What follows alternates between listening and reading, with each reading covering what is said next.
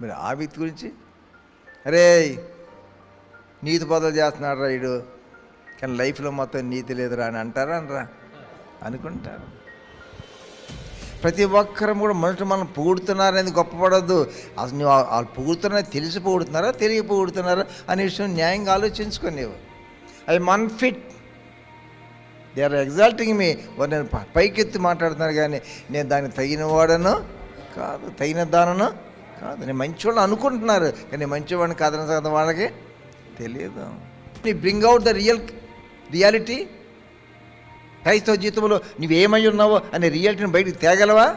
ఒకటయ్యుండి ఇంకో రకంగా ప్రవర్తించడమా, యాక్ట్ చేయడమా, ఏ డ్రామా ఇదేమన్నా? క్రైస్తవ జీవితం అనేది it's not a acting life, it is a living life. జీవించేది కానీ జీవించకుండా బోధించేది కాదు.